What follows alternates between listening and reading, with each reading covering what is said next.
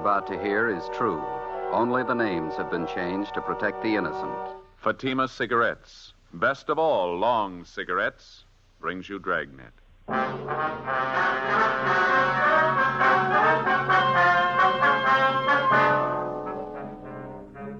You're a detective sergeant. You're assigned to missing persons detail.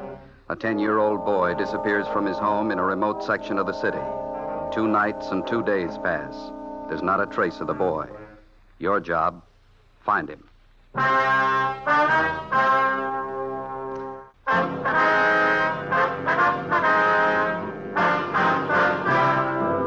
Dragnet, the documented drama of an actual crime. For the next 30 minutes, in cooperation with the Los Angeles Police Department, you will travel step by step on the side of the law through an actual case transcribed from official police files. From beginning to end, from crime to punishment, Dragnet is the story of your police force in action.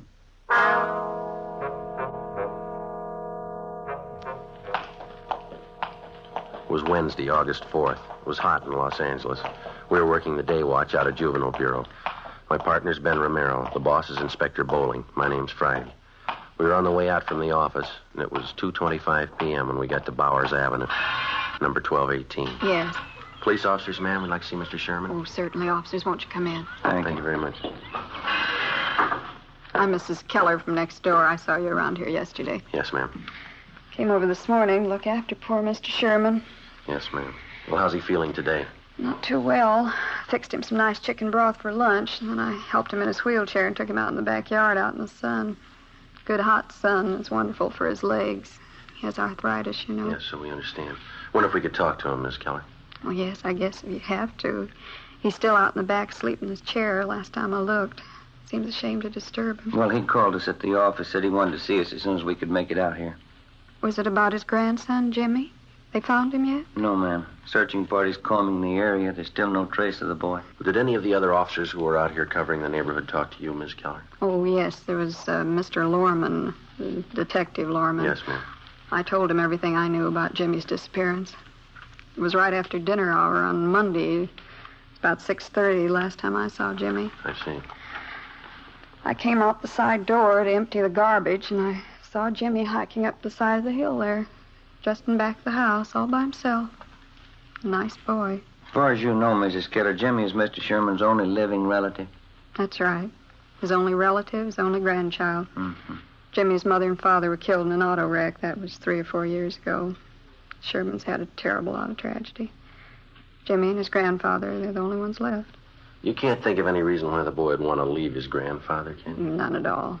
Mr. Sherman's a wonderful man. Jimmy loved him, I knew that. Mm-hmm. Mrs. Keller? Mrs. Keller? Oh, that's Mr. You Sherman. there? He's awake. We can go through the house out the back here. All right, ma'am. This way. Thank you.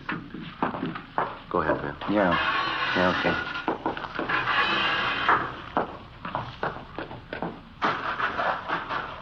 Visitors for you, Mr. Sherman. How are you feeling? All right, I suppose. Hello, Sergeant. How are you, Mr. Sherman? What about the boy? Have you found him yet? Well, nothing yet, Mr. Sherman. We've added more men to the searching party. We're doing everything we can. Gone 2 nights and 2 days. Tell me the truth, Sergeant. What's happened to the boy? Well, right now, we don't know any more about it than you do, sir, but that's no reason to give up hope. You told us yourself yesterday that Jimmy's been missing once before. It turned out all right that time. He wasn't gone for 2 nights and 2 days. Maybe you'll just say I'm old and I've got funny ideas, but I got a feeling, Sergeant, something's happened to Jimmy. Something's happened and I can't do anything about it. You just put those thoughts out of your head, Mr. Sherman. They're going to find Jimmy and it's going to be all right. Why don't you pull up those lawn chairs there, Sergeant? All right. I'm going to go in the house and fix some cold lemonade for you men. Well, thank you, ma'am. We got your phone message at the office, Mr. Sherman. Anything special you wanted to talk to us about? Yes, there was something. When you were talking to me yesterday, Yes, sir. I told you that Jimmy had on a brown jacket when he disappeared Monday night. Yeah. I was wrong, Sergeant. We found the jacket in his room. All he was wearing was a pair of blue jeans and his white sweatshirt. Do you think that might help any? Yes, sir, it might. We'll send out a supplementary description of his clothes. We'll see that everybody's notified. Just wish I could be out there with the searching party. Arthritis is pretty bad today. Caught me at a terrible time.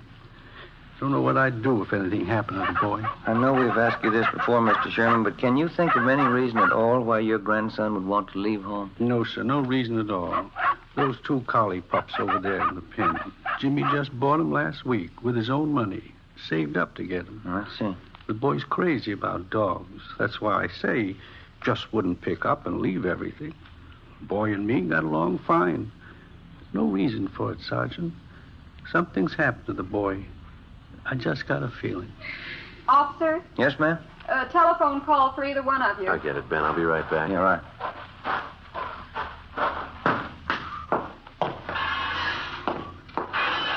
The man said it was your office calling. Thank you, Miss Keller. Where's the phone? Telephone straight back there in the hall. Thank you very much.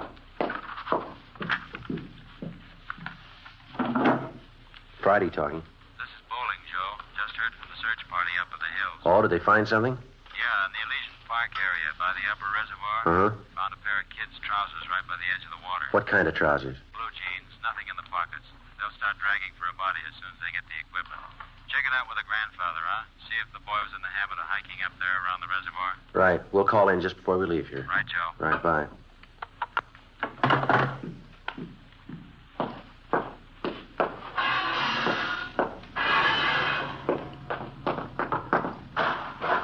Well, there's your lemonade, Sergeant. Just poured it for you. Nice and cold. Thank you, ma'am. What was it, Sergeant? Something about the boy? Well, nothing definite, no, sir. Just a report on the search party. They're still up in the Elysian Park area. Oh, I see. Did your grandson Jimmy do much hiking in that neighborhood up there, Mr. Sherman? Yes, I think he did. Likes to hike up there around the reservoir. Why? The name on the 316 report, missing juvenile, read James Philip Sherman, WMA, 10 years old. He lived with his 68-year-old grandfather, Oscar Sherman, in a small cottage in a sparsely populated section of the city. Shortly after 6 p.m. on Monday, the boy went outside to play. When darkness fell and he failed to return home, his crippled grandfather went out to look for him. Half an hour later, the neighbors joined in the search. No sign of the boy. At 10 p.m., Juvenile Bureau was notified, and throughout the night, squads of men on foot and in cruiser cars canvassed the area. A local broadcast and an all-points bulletin was gotten out on the boy. Neither the grandfather or the neighbors could find any reason for his disappearance. After almost 48 hours of continuous searching, the only lead we had was the pair of trousers found on the edge of the upper reservoir in Elysian Park. They were shown to the grandfather, but he failed to give positive identification.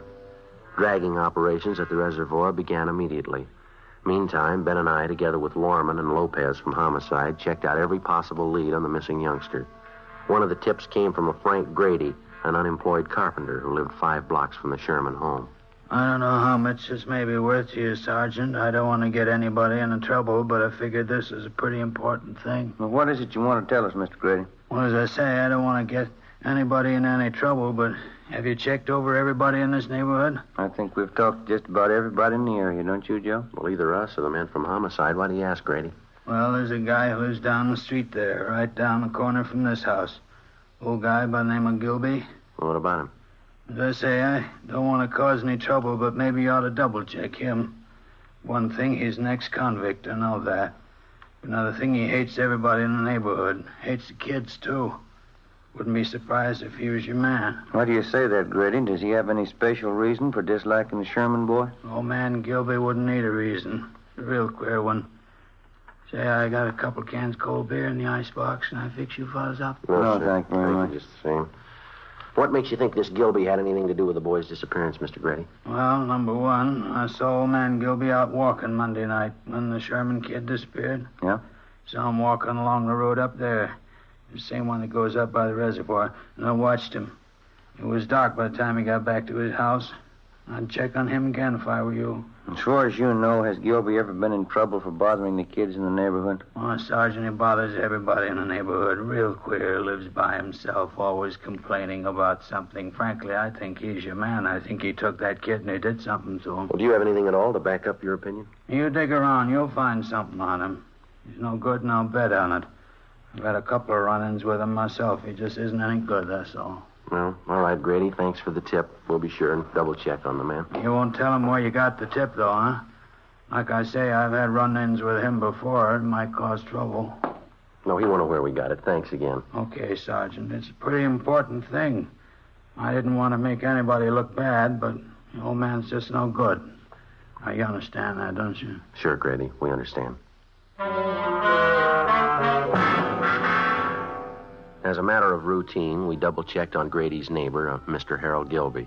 We found out that he had no jail record and that he had been at work on Monday from 3 to 11 p.m. He could have had no direct connection with the Sherman boys' disappearance, no more than Grady himself could have had. The so-called tip he'd offered us was like 100 other phony leads in 100 other cases. Spiteful, small-minded neighbors trying to use a tragic situation to work out their jealousies and prejudice on somebody that they didn't get along with in the neighborhood. The search continued. So did the hot weather. Friday, August 6th, no sign of the missing boy. The temperature climbed into the mid-90s. Dragging operations at the reservoir went on. Saturday, August 7th, more legwork, more hot weather.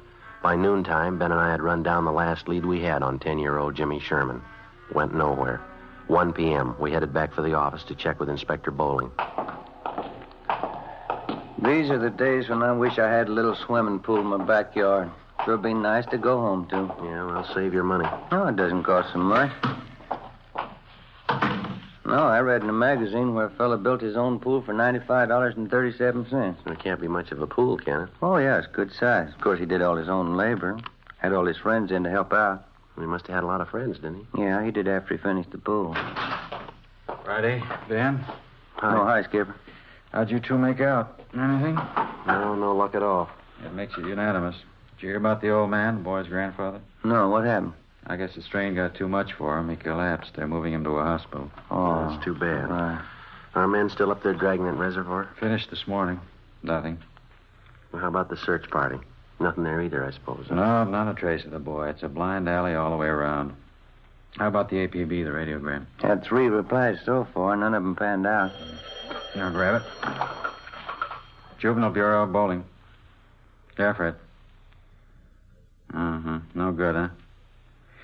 Yeah, all right. Check you later. I heard it once. I heard it 50 times. No trace of the boy. Got me, Skipper. Something real weird about the whole thing. Well, now, look, we know he didn't just disappear into thin air. Kid's gone. There's a good reason for it.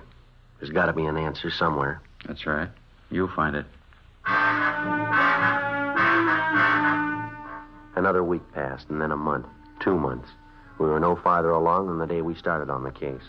In November, we had a teletype from Chief Earl O'Clair of the Phoenix, Arizona Police Department. Reportedly, the Sherman boy had been seen in Phoenix. It was another false alarm. The Christmas holidays wore on into a new year. February came and went. Then March, April. Tuesday, May 3rd, 1:40 p.m. Ben and I got a call to check in with Inspector Bowling. This telegram just came in from Dayton, Ohio. Have a look. Thank you. Let's see, Joe. What is it? Jimmy Sherman. They found him. 9 months had gone by, almost to the day, since the Sherman boy had disappeared. The grandfather was contacted immediately. When he was told his grandson had been found and that he was safe, the old man was unable to answer. He broke down and wept. In our communications with the Dayton, Ohio police, they told us that the boy had been found wandering along a highway just outside that city and that he'd appeared to be in a kind of a dazed condition. The boy told the Dayton officers that he'd been kidnapped a short distance from his home in Los Angeles by a man in a blue sedan. He gave them detailed descriptions of both the man and the car.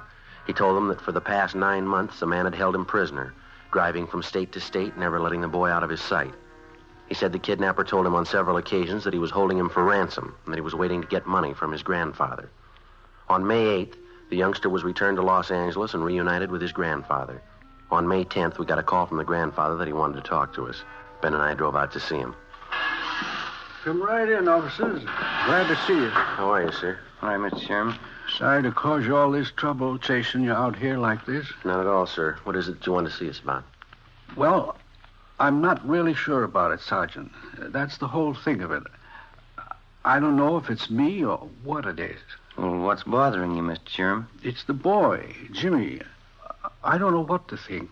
Well, how do you mean, sir? He's all right, isn't he? We saw him as we drove up, playing out in the backyard, and the doctor checked him over, didn't he? No, it's not that. The boy's healthy enough. Nothing wrong with him. Well, then what is it, sir?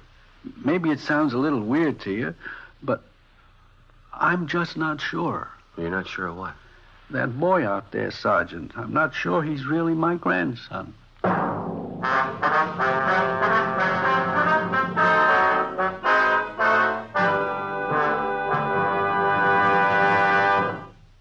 You were in the communications division of a metropolitan police department, the teletype room.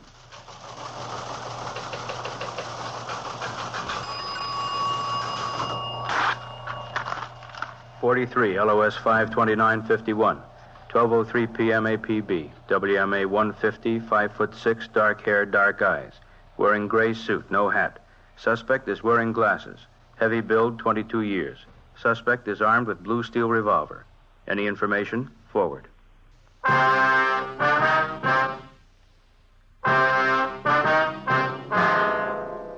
Tuesday, May 10th, 2 p.m. When the aging grandfather, Oscar Sherman, told us that he wasn't sure whether the recovered boy was really his grandson, Ben and I didn't know what to think. Our first reaction was that the shock of recovering the boy after he'd almost been given up for lost had been too much for the old man. Mr. Sherman admitted that there was no physical difference in the boy as far as he could see, but he still insisted that there was something wrong, that the boy seemed different somehow. To satisfy the grandfather, Ben and I talked to the boy, but he failed to give us any reason to believe that he was not Jimmy Sherman. We checked with the boy's friends, all the people in the neighborhood who'd known Jimmy over a period of years. They confirmed our opinion. A few thought that the youngster had changed a little, but no one had any serious doubts about it. The boy was really Jimmy Sherman. So the matter was dropped. Thursday, May 12th. Ben and I had lunch, and then we checked back in at the office. Joe, want to grab that? Yeah, I'll get it. Juvenile Bureau, Friday. Sergeant, this is Mr. Sherman talking. Yes, sir. Mr. Sherman? Yes, sir. How are you? I want you to come out and take this boy, Sergeant. He's not my grandson. I'm sure of it. Well, how do you mean, sir? This boy's got a scar on his side. He's had his appendix out. Yes, sir. My grandson never had an operation in his life. Before we left the office, Ben and I briefed Inspector Bowling on the phone call from the grandfather, then we drove back to the Sherman house. While Oscar Sherman didn't claim that he knew his grandson's complete medical history, he was certain that the boy had not had his appendix out and that he had not had an operation. He told us that his neighbor, Mrs. Keller, could substantiate that she had known Jimmy since he was a baby. We put in a call to the Sherman's family doctor. He wasn't in. We left a message, and then we went next door to see Mrs. Keller. We found her in the kitchen washing dishes.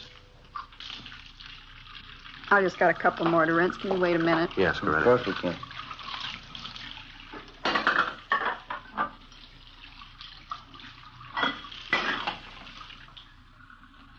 No, to tell you the truth, Sergeant, I just don't know what to think about Mr. Sherman. Maybe the whole thing was too much for him. His mind's going back on. Well, to your knowledge, Mrs. Keller, was the boy ever operated on? No, not as far as I know. But it's possible he did have an operation. I didn't hear about it. And, Sergeant, as far as I'm concerned, that boy's Jimmy Sherman. I don't know what his grandfather's up to with all that silly talk. Well, if it's not really the boy, we won't have too much trouble finding the truth. There's no question in my mind. Of course it's Jimmy. Why, when he was over here the other day, he talked about the party I gave for him one Halloween. He even remembered the children who were there. Mm-hmm. Are the other neighbors as sure about the boy as you are? Just about. Miss Foster down the street. Jimmy was in to see her yesterday. He talked about some changes she'd made in her living room, asked her about some relatives she has living out of town. Mm-hmm. Come to think about it, Jimmy even remarked on that new trailer rose I planted out in front. Besides, there's the boy's dogs. Why, they knew that youngster the minute he set foot in the yard. Yes, ma'am.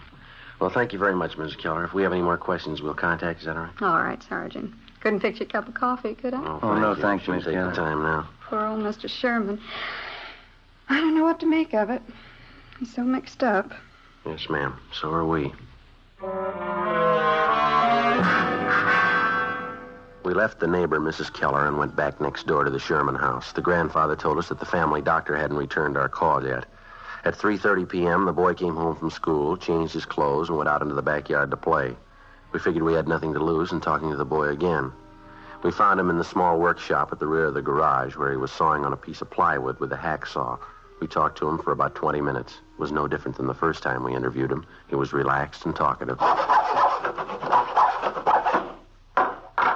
Say, would you hand me that hammer there, officer? Oh, yeah. Yeah, here you go. Thanks. Boy, if I ever get this thing finished, it's going to be the best coaster around here. These are the wheels I'm going to put on it. Pretty good, aren't they? Yeah, they look fine, son. Do you like building things, coasters and things like that? Oh, yeah, I like it all right. It's fun. Your granddad says you've changed quite a bit since you got back, Jim. Says you didn't like working around the shop here before. Well, I guess I don't really. You know, once in a while I like to come out and fool around. Mm-hmm. Have you seen Mr. Barlow down the street since you've been back? Mr. Barlow? No, I went down to see him, but he wasn't home. Maybe I'll go down and see him tomorrow. His name isn't Barlow, is it, Ben? I thought it was Robinson. Oh, yeah, that's right, Mr. Robinson. Sometimes I forget. How do you and your grandfather get along, Jim, all right? Oh, sure, every once in a while looks kind of funny at me. I don't know. I guess he's still worried about that man taking me away, and all. Uh-huh. How you been feeling lately, Jim, okay? Sure, I feel fine. Hardly ever get sick. That's good. You ever been in the hospital, son? Uh-huh, just once. Had my appendix out. I hate hospitals. Can I have that can of nails there, please? Oh, yeah. Yeah, here you are. Gotta make this good and strong, you know. I'd like to ask you a question, son. Yeah? What's your real name? I'm Jimmy Sherman, you know that. Oh, I'd like to have the truth, son. Who are you? You must be fooling, officers. You know who I am. Jimmy Sherman. No, Jimmy Sherman never had his appendix out, son, but you did, and you've got a scar to prove it, haven't you? Sure, I had my appendix out. Ask my grandpa, he'll tell you. I'm afraid he won't, son. He says he's not your grandfather. He says you don't belong here. His grandson never had an operation in his life. How about it, son? You want to tell us about it? Oh, Grandpa isn't feeling well. He doesn't know what he's saying. Well, he knows you're not his grandson. Now, come on, what about it, son? All right. I'm not Jimmy Sherman.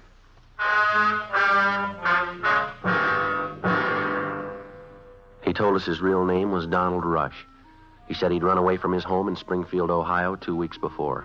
He said that he'd been picked up by the police on a highway just on the outskirts of Dayton, Ohio. On returning the boy to the station, the police officers saw that he fitted the description of the missing California boy perfectly. It was almost as if the two were identical twins. Under the impression that the youngster was suffering from shock or amnesia, the police officers told him all about his home and his friends in California. They gave Donald Rush all the information that they had on the missing Sherman boy. All the newspaper stories, pictures, the dozens of teletypes and circulars which had been sent across the country in an effort to locate the missing youngster.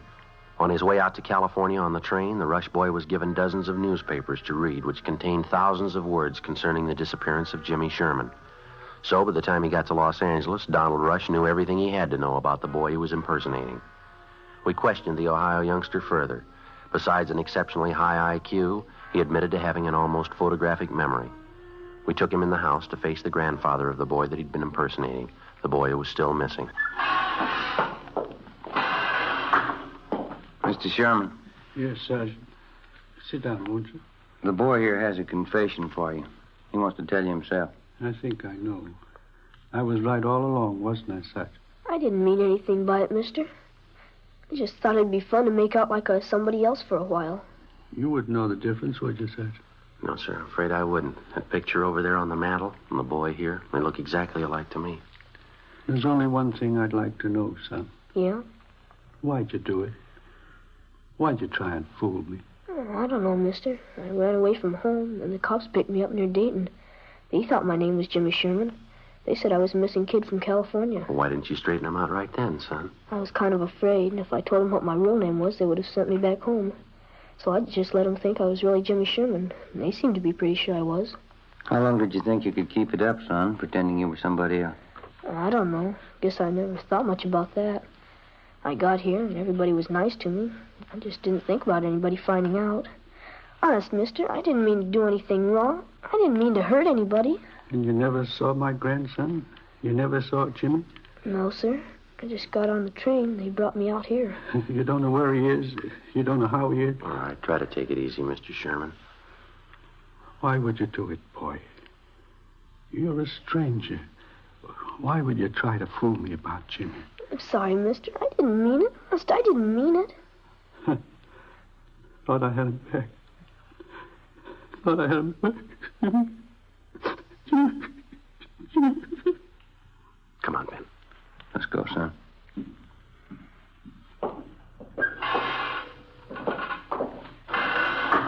I didn't want to make him cry like that, Sergeant. Honest, I'm sorry. Couldn't you just let me stay here with him? No, I'm afraid not, son. I won't do anything wrong. Don't you think I could just stay here with him? I'll go right back in there now and tell him I'm sorry. Yeah, I'm sorry too, youngster, but you're not the boy he's looking for.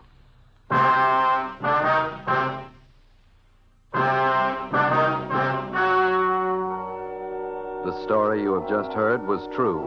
Only the names were changed to protect the innocent. On Wednesday, May 20th, a meeting was held at the Juvenile Bureau, City and County of Los Angeles, State of California. In a moment, the results of that meeting.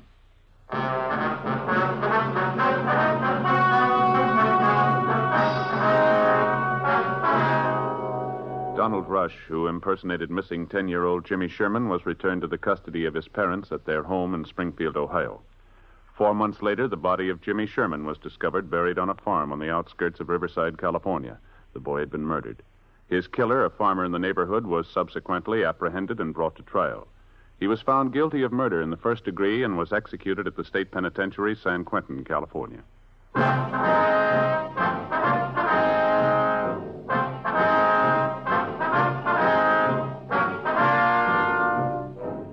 You have just heard Dragnet, a series of authentic cases from official files. Technical advice comes from the Office of Chief of Police W.H. Parker, Los Angeles Police Department.